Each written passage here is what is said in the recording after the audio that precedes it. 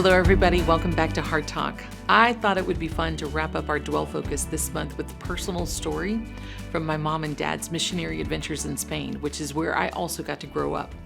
So one of the things that happens when we live from a position of dwelling is that we're given the vision and purpose for our life in such a way that we write it down, just as we talked about last week, where it says Habakkuk 2:2, write the vision down. And we also know that it comes with a waiting at the guard post position as well. But here's the thing. What do you do in the interim? You do what's in your hand. And I'm going to explain. When my family moved to Zaragoza back in the early 80s, my parents went there to plant a church. Naturally, we started in our home, but over time as we began to grow, it became evident that it was time for my dad to go find a building that we could rent and turn it into our new church.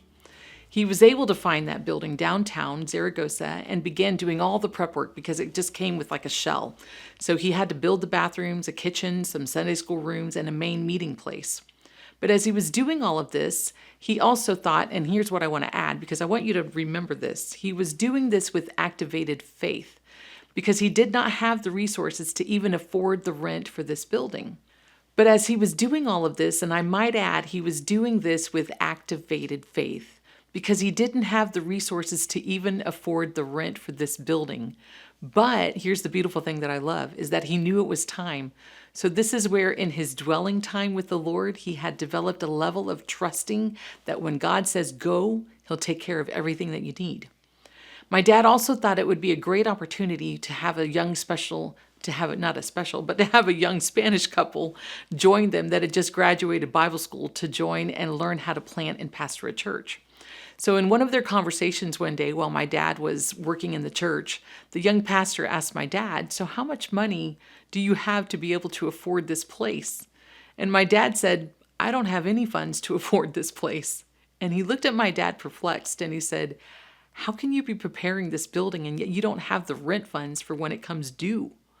My dad responded, I'm trusting my God will take care of everything when the time comes. This young pastor looked at my dad and said, I don't have that kind of faith. And not kidding, they packed up their bags and they went back to Madrid. As the days got closer, that rental money coming due, my dad kept his position at the guard post, trusting that God was going to answer their need. And guess what happened? The very day the rent was due, my dad got a call from the Assemblies of God Missions headquarters in Springfield, Missouri, that someone had given an offering to my dad, and guess what? It covered everything he needed for the rent. Is God good or what? You see, you can't live this out. You can't live this kind of faith if you haven't been dwelling with the Lord.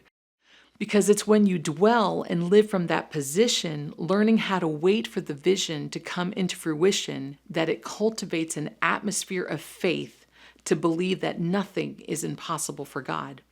And the thing is this, that what you do in the waiting, just like my dad, is you find what's in your hand to do and you do it and you trust the Lord that he will provide for what comes next. And what I love about the end of the story is that 1 year later, when the church was having their 1 year anniversary in that building, my dad was able to invite that young couple back to celebrate, and they were amazed to see all that God had done. Let me tell you something else about this church. It's still there to this day. That church was planted 46 years ago, and it has become one of the largest evangelical churches in all of Europe. 10 years ago, it was running over 2,000 people, which in Europe, that's a mega church, trust me. And it has mothered multiple other churches and sent out missionaries across the world. And it all started with a man from Defiance, Ohio, a small podunk town, as they call it, that God got a hold of in his late 20s and said, I've called you to be a missionary. Write this vision plainly on the tablets of your heart. And that's what my dad did. And just as the Lord promised, he did not tarry in making this vision happen. And guess what? He's going to do the same for you. Just remember these three things. Number one, everything we do comes from the position of dwelling with the Lord. Number two, stand watch at the guard post and trust that in God's timing, he's going to bring it to pass.